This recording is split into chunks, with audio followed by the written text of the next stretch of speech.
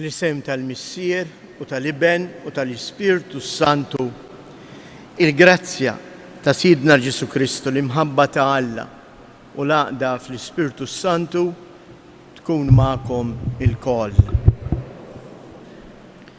Wasalna biex niċċelebraw it-18 il-ħadd ta' matul is-sena.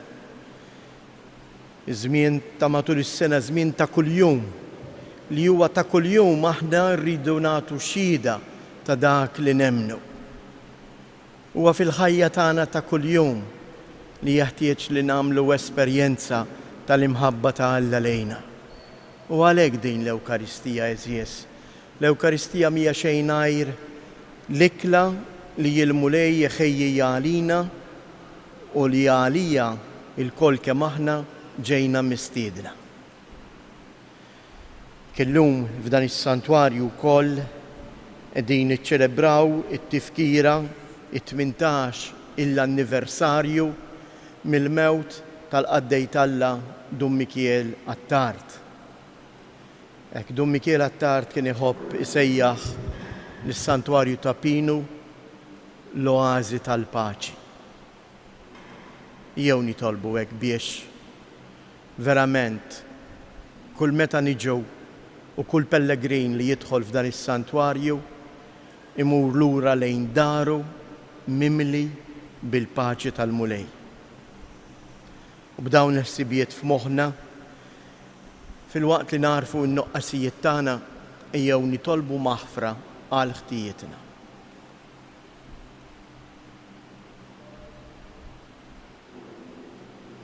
Mulej ħniena, Kristu ħniena, mulej ħniena. Iħenna lina Alla li jista' kollox, jaħfrilna dnubietna u jwassalna għal ħajja ta' dejjem. Glorja lill-Alla fil-għoli ta' smewiet u paċi fl-art lill-bnedmin ta' rida tajba. Infaħruk, inberkuk, nadurawk, natuk ġieħ. Inroddulek ħajra l-glorja kbira tiegħek. Mulej Alla Sultan tas-sema, Alla Missier li tista' kollox. Mulej ben waħdini Ġesu Kristu, mulej Alla ħaruf talla ben il-Missier. Int li tneħħi dnubiet tad-dinja ħenna għalina. Int li tneħħi dnubiet tad-dinja ilqa it-talb tagħna. Int li qiegħed fuq il-lemin tal-Missier ħenna għalina. Għaliex inti waħdek qaddejs, inti waħdek mulej, inti waħdek iloli Ġesu Kristu mal-Ispirtu Santu fil-glorja tal-Missier Alla. Amen. Nitolbu.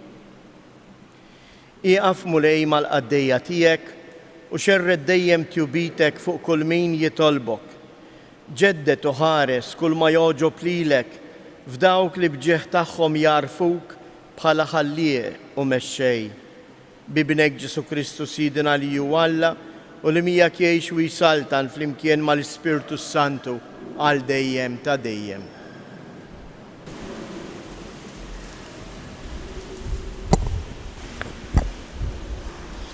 L-ewwel qari. X'se jmissu l-bniedem mit-taħbit u l-kedda illi jkunha? Qari mill-ktieb ta' Oħelet. Offruha tal-fruwat, jgħid Oħelet. Offruha tal-fruwat, kollox fruwa. Għax dan jiġri? Wieħed li jkun ħadem bil-għaqal u l-ħila u b'suċċess ikollu jgħaddi semu lil ħaddieħor li xejn ma tħabat għalih. Dan ukoll fruwa u ħaġa mill-għar. Għax se jmissu l-bniedem mit-taħbit u l-kedda illi jkun ħa taħt ix-xemx? Omru kollu jibati u jinħaqar bil-kedda u lanqas bil-lejl ma jserraħ rasu. Dan ukoll huwa fruwa. Il-kelma tal-mulej. Għas-salmi wieġbu, mulej int kont għalina kien minn nisel għal nisel.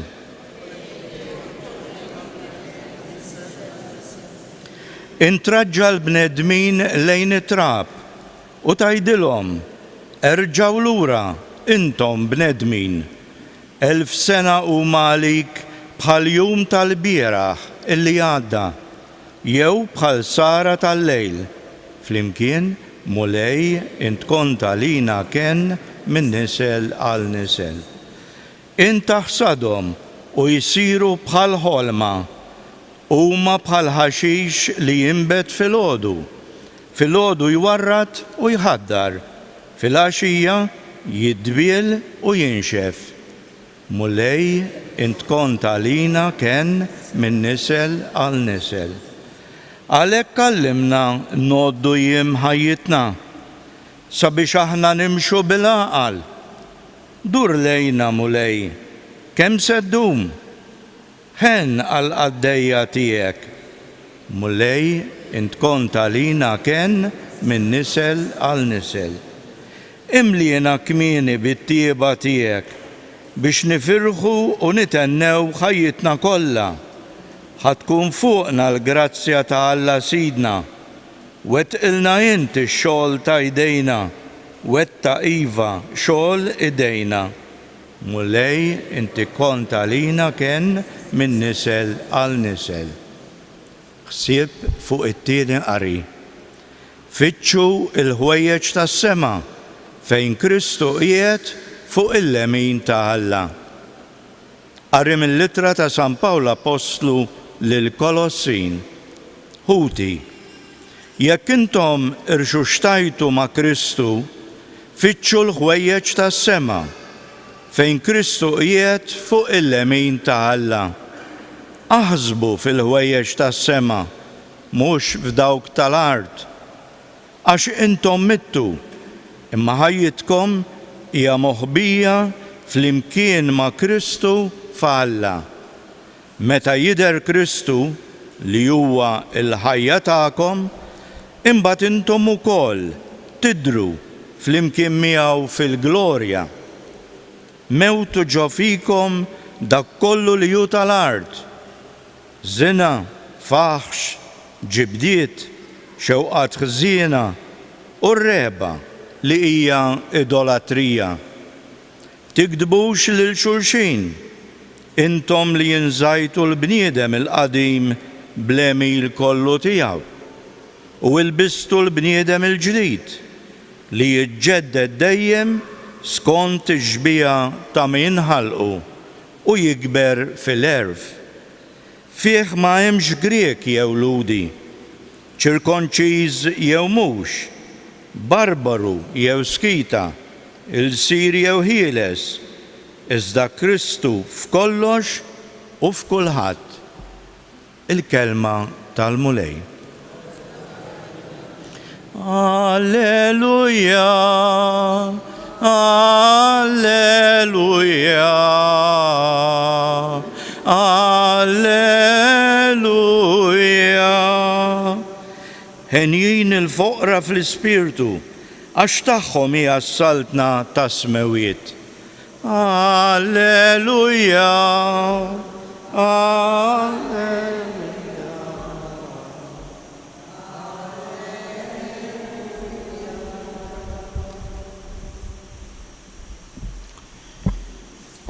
Il-mulej ma'kom. Qari mill-Evanġelju skont San Luqa. F'dak iż-żmien xi ħadd mill-folla qal lil Ġesu, Mgħallem, għid lil ħija jaqsam il-wirt miegħi. Wieġbu Ġesu, ħabib, min qiegħdni jimħallef fuqkom jew qabbadni naqsmilkom il-ġejt bejnietkom?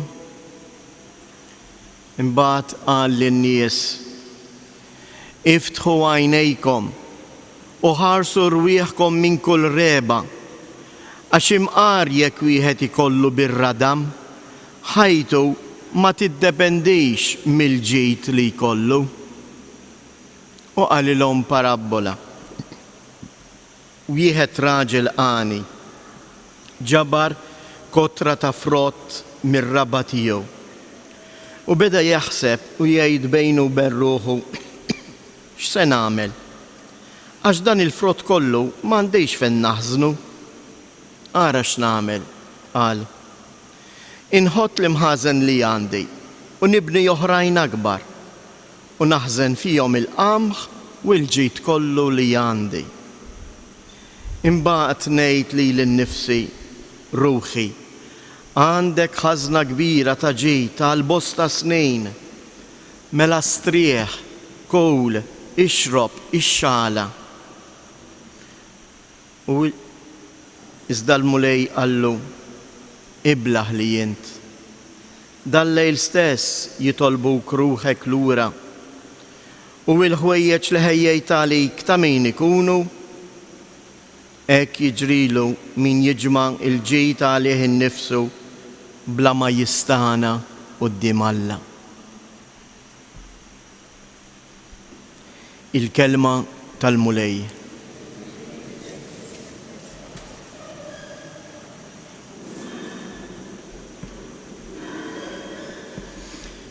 Interessanti kif fil-Vanġelu tal-lum din id-domanda li wieħed jagħmel lil Ġesu sal-luqa ma jgħidilniex min kien. Ma jgħidilniex kien Fariżew, kien wieħed mill-Apostli, ma jagħtihx l-isem, imma wieħed mill-folla. Għaliex? Għax din il-mistoqsija nista' nkun jien li qed nagħmilha lil Ġesu u tista' tkun int. Wieħed mill-ħafna. Wieħed mill-ħafna. Għandu l-inkwiet, għandu l-ġlied magħhom fuq il-wirt. U tgħid wieħed hawn min jaf kemm familji hawn ma jitkellmux minħabba l-wirt. Min jaf kemm persuni forsi anke qed ibatu minħabba inġustizzji li anke saru fil-wirt. U r-risposta tal-mulej hija propju din: iftħu għajnejkom u ħarsu rwieħkom minn kull reba, għax imqar jekk wieħed ikollu birra dam, ħajtu ma tiddependix mill-ġid li jkollok. Fis-salm responsorjali aħna għedna mulej, int għalina il-ken ta' dan in-nisel. Ejjew nagħmlu ftit mistoqsija. Jien taħt min insib il-ken? Fuq min inserraħ rasi kif jgħid il-Malti? Fuq dak li geddist? Fuq dak li ġemmajt? Fuq dak li rrid inħalli warajja? Jew eżies nagħmlu teżori li jibqgħu mhux li jintremgħu. Ejjew eżies inkunu rikonoxxenti minn dak li l-mulej jipprovdilna u nafu naqsmuh. Forsi mhux ta' bxejn li jillejla nfostna anke is-sisters biex jitolbu l-għajnuna tagħna biex ikomplu jżommu id-djar tagħhom. Araw ftit eżies. Kellu raġun Dum Michel Attard kien jisħaq u li jgħid tapinu jenna jekk aħna dan il-post inżuruh sewwa u naqralkom il-frażi tiegħu. Kien iħobb jgħid hekk: żjara f'Tapinu tenna niftħu qalbna għal żewġ ħwejjeġ. Niftħu qalbna ma' Alla għaliex aħna nħossu fil-waqt li naraw li aħna limitati kemm sabiħa din. li kol wieħed u waħda minna jintebaħ li jew limitat kemm hawn min għax għandu ftit flus jew għax għandu ftit bini jew għax għandu xi pożizzjoni aħjar minn ta' ħaddieħor minn għalih jerfa' rasu. Dum Mikiel Attard qed jgħidilna ħares lejn il-limitazzjonijiet tiegħek. Intebaħ bihom u għati każ il-kelma ta' Ġesu mingħajri ma tistgħu tagħmlu xejn. Ejjew nagħtu każ din il-kelma ta' Ġesu li qalilna llejla fil-Vanġelu. Ħajti ma tiddependix mill-ġid li għandi.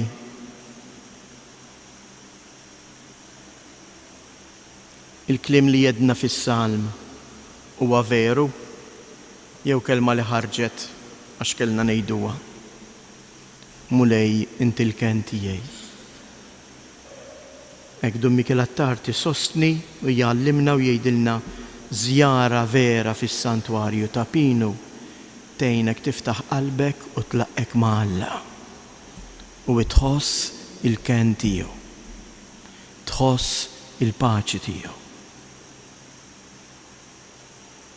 Noqogħdu attenti eżis, hawnhekk Ġesu mhuwiex jgħidilna li m'għandniex naħdmu u m'għandniex nieħdu ħsieb il-ġid tagħna u naraw kif naqsmuh.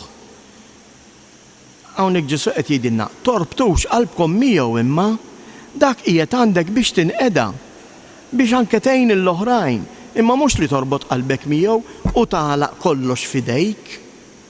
Għaliex? Għax kollox jispiċċa. Żjara f'ta' Pinu, ikompli jgħidu Mikiel, tenna niftħu qalbna għal proxmu. Kristu wissina li fil-ġudizzju aħna sejrin inkunu ġġudikati fuq l-emejjel tal-ħniena tagħna. Ejjew nitalmu, nittrattaw u nirrispettaw lil xulxin. Għalfejn ħafna drabi anke meta niġu għal wirt isir il-ġlied fil-familji. Għax kulħadd iħares lejh innifsu. Kulħadd ikejjel kemm se jieħu. U mhux kapaċi nħarsu lejn xulxin u ngħidu ħanaqsmu dak li hawn kollu flimkien.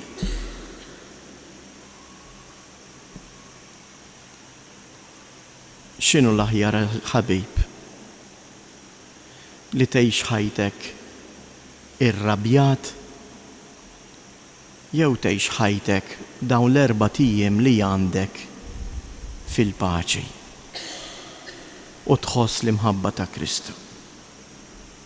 Jew il-ħin kollu ħsiebni biex ngħid kontra ħuti jew kontra niesi jew kontra dak u kontra l-ieħor. U dejjem mingħajr ma tintebaħ f'qalbek flok ħirġa minn qalbek il-paċi, ħirġa minn qalbek biss rabja li ma tista' tbattala qatt.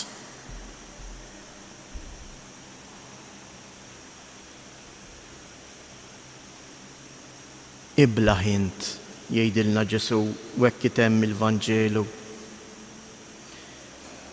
Illum stess, dal-lejl stess, se jitolbu kruħek lura u l-ħwejjeġ li ħejjejt għalik ta' min ħajkunu.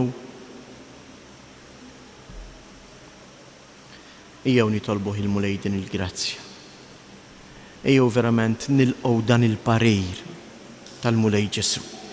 Il-mulej Ġesu huwa missier. Intom ħarsu ftit intom ġenituri.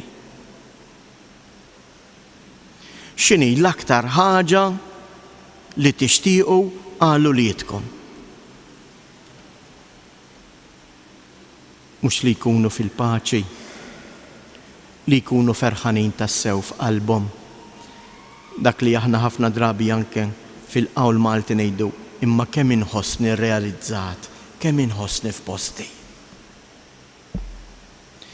Il-bniedem jirrealizza ruħu, isib postu, mhux kemm iħares lejh innifsu, imma kemm hu kapaċi jara lil fl-oħrajn il-wiċċ ta' Kristu.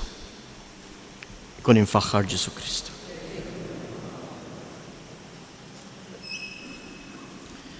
Jeħuti nistqarru il-fidi tagħna.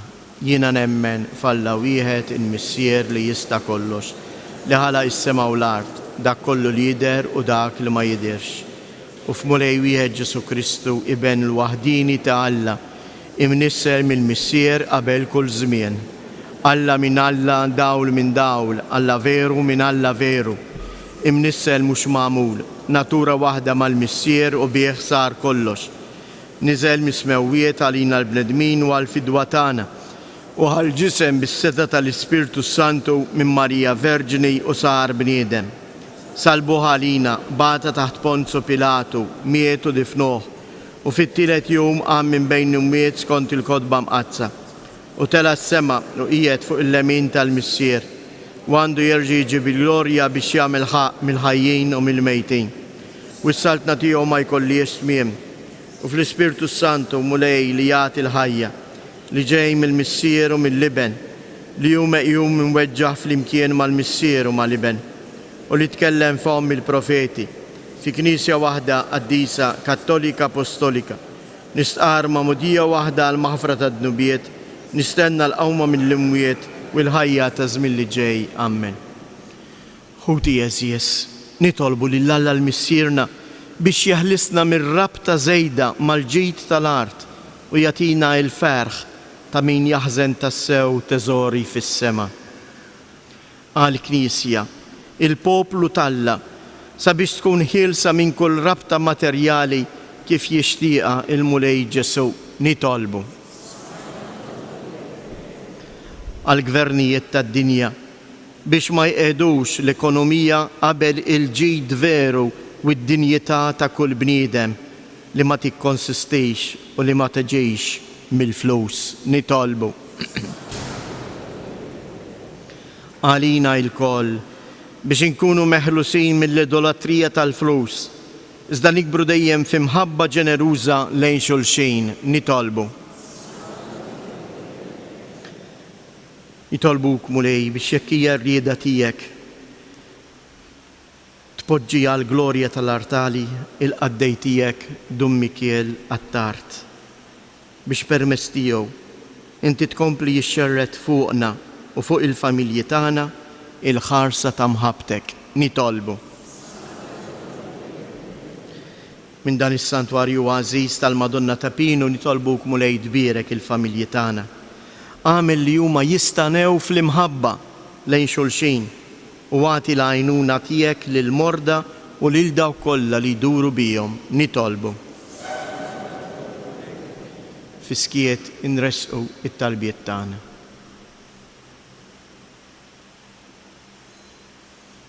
O missier fi Kristu, inti jurejtna s-sejħa biex inkunu tiegħek, għatina l-Ispirtu tiegħek biex jenna nikbru fl-imħabba tiegħek u fl-imħabba tagħna lejn xulxin. Int li tgħix wis-saltan għal dejjem ta' dejjem.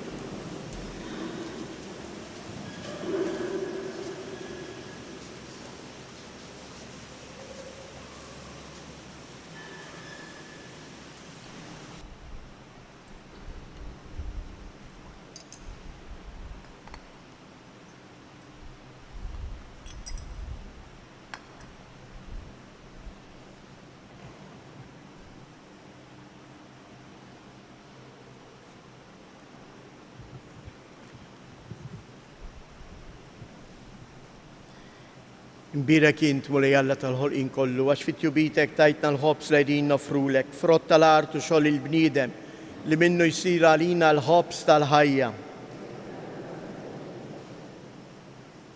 Imbirek int mulej Alla tal-ħolqien kollu, għax fit-tjubitek tajtna l-imbit li qegħdin nofrulek, frott tad-dilja u xogħol il-bniedem li minnu jsir għalina x-xorb tar-roħ.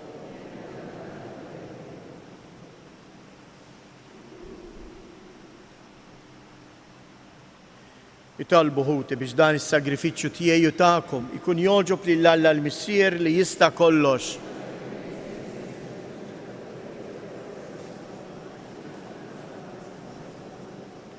Fit-tieba tiegħek mulej qaddes dawn id-doni u ilqa' s-sagrifiċċju li sejrin nofrulek. Għamel li aħna wkoll li nkunu offerta li tibqa' dejjem quddiemek bi Kristus Siedna. Il-mulej magħkom nerfgħu qlubna il fuq nizzuħajr lil-mulej Alla tagħna.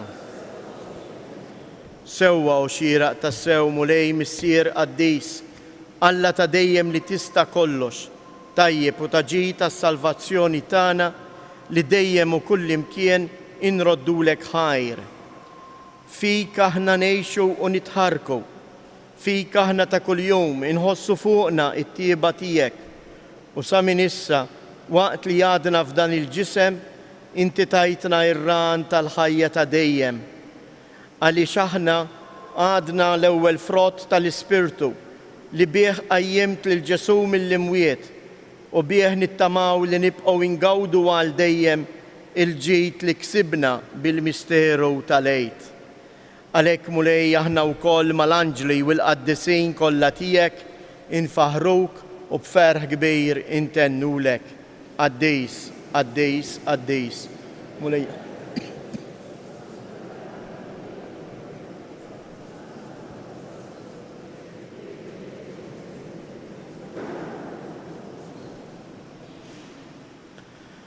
Qaddis tas-sew int mulej, inti lajn ta' kull qdusija.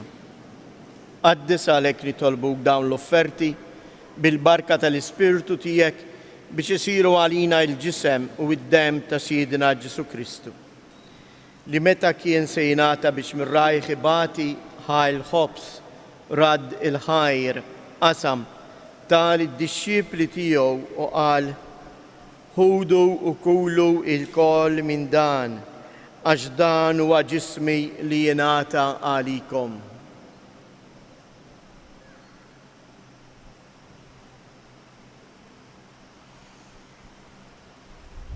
Ekku koll wara li klaħa l-kalċi reġarad il-ħajr tal id-dixxipli tiegħu u qal ħudu u ixorbu minnu il-koll għax dan huwa l-kalċ ta' demmi tal-patt il-ġdid li jibqa' dejjem. Id-dem li jixxirret għalikom u għal-bnedmin kollha għal maħfra ta' dnubiet. Għamlu dan b'tifkira tiegħi.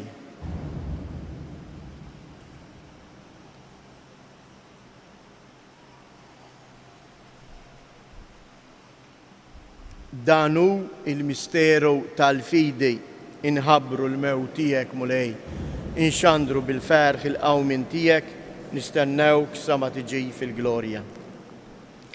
Għalhekk aħna u nagħmlu dan b'tifkira tal-mewt u l-qawmien ta' Siedna Ġesu Kristu, nofrulek mulej il-ħobs tal-ħajja u l-kalċi tas-salvazzjoni u nroddulek ħajr għaliex għoġbok tilqana hawn quddiemek biex naqduk.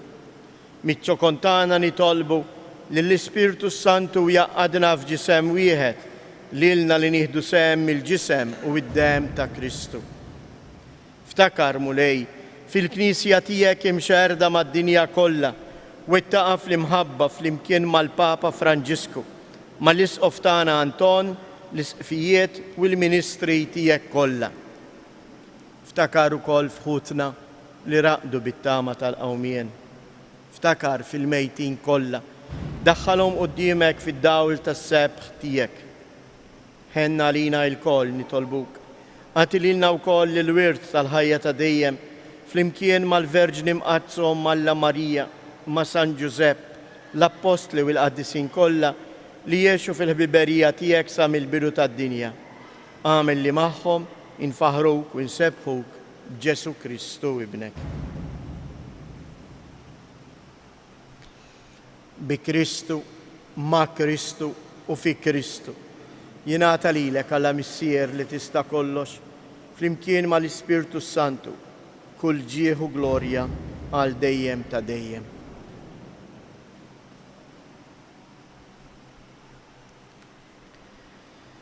Sejrin nitolbu it-talba lana lill-Missier u jien nistaqsi blima wiċċ nersaq qudiem il-Missieru ngħidlu ħobżna ta' kuljum għatina llum meta jien minix lest li dak li jagħtina naqsmu mal-oħrajn. Ejjew għalhekk nitolbu b'sinċerità din it-talba. Ejjew nitolbu biex il-maħfra tal-Alla tinxteret fuqi u fuqna, fuq kulħadd. Il-mulej kull ħaġa li jagħtini jagħtijili biex jinnuża u naqsamha mal-oħrajn. U għalhekk ngħidu, Missierna li inti fis-smawijiet jitqaddes ismek, tiġi saltnatek, ikun it-tritjent kif is-sema hekk fl-art. Ħobżna ta' kuljum atina llum, aħfrilna dnubietna bħalma naħfru minnu ħati għalina u la ddaħalniex fit-tiġrib, iżda eħlisna mid-deni. Eħlisna nitolbuk mulej minn kull deni. Atina fit-tieba u l-ħnina tiegħek il-paċi fi żmienna biex inkunu ħielsa dejjem mid-dnub u mħarsa minn kull inkwiet. Aħna u nistennew u nittamaw ilejna u l-miġja tas-Salvatur tagħna Ġesu Kristu. Mulej Ġesu Kristu li jgħid lill-Apostli tiegħek inħallilkom isliem nagħtikom isliem tiegħi la tħares lejn dnubietna. Iżda ħares lejn il-fidi tal-Knisja tiegħek, għatija isliem u laqda li jien trid fija, int li tgħix wis-saltan għal dejjem ta' dejjem. Il-paċi tal-mulej tkun dejjem magħkom. Għatu l-paċi lil xulxin.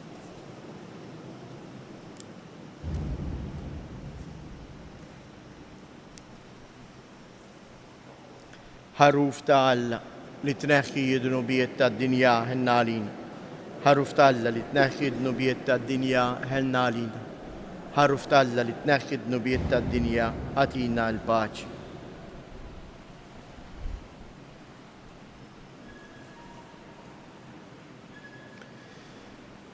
Danu l-ħaruf ta' Alla. Danu li jneħħi d-dnubiet tad-dinja. Ħen dawk li huma mistiedna għall-ikla tal-ħaruf.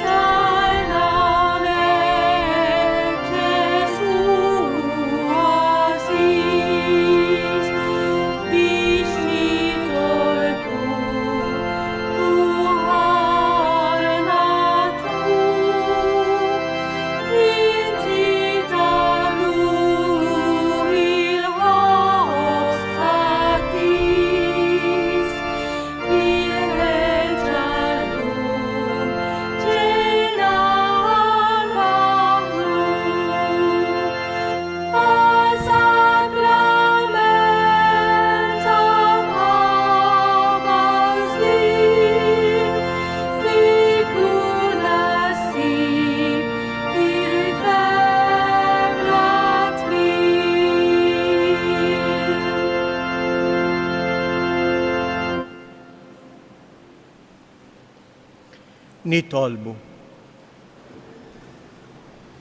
Ibqa' dejjem mulejn il dawk li tajjex bid-doni tas-sema u kif qatt ma teħodha tagħmlilhom il-ġid għatihom ukoll li jkun jistħoq ilhom il-fidwa ta' dejjem bi Kristu Siedna.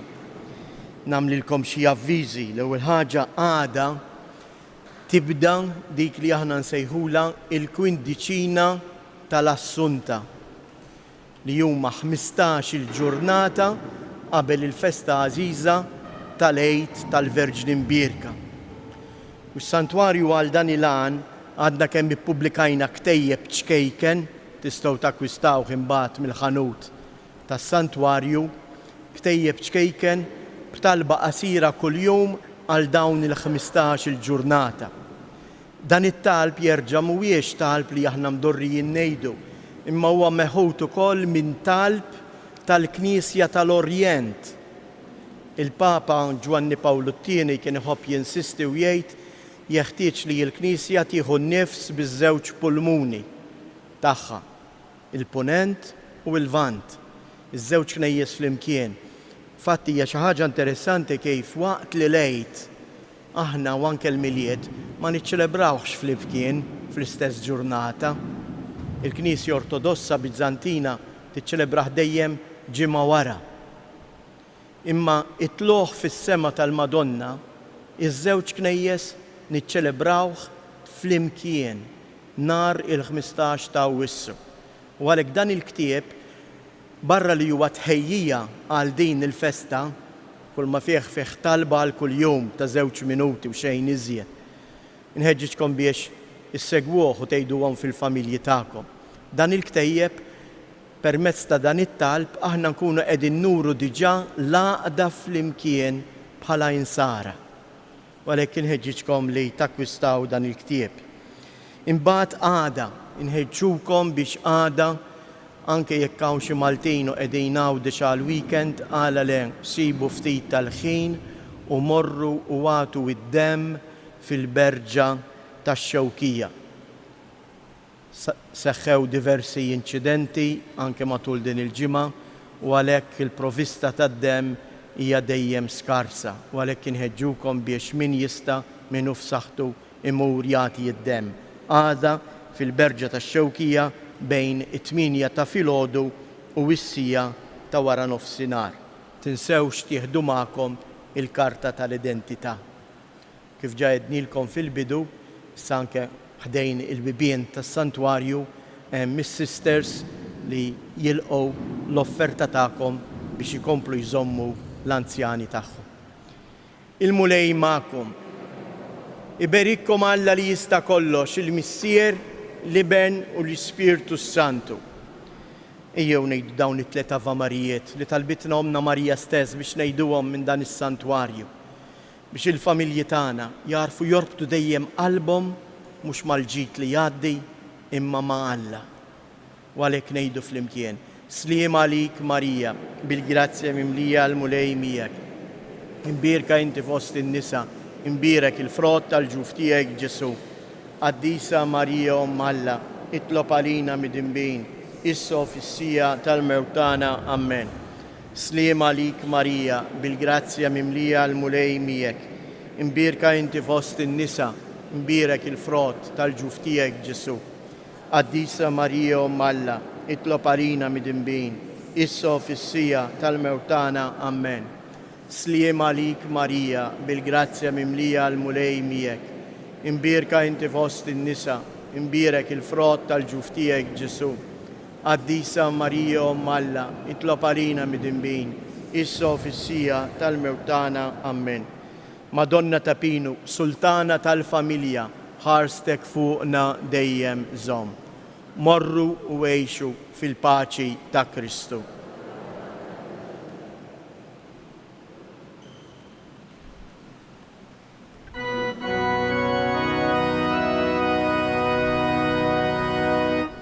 Madonna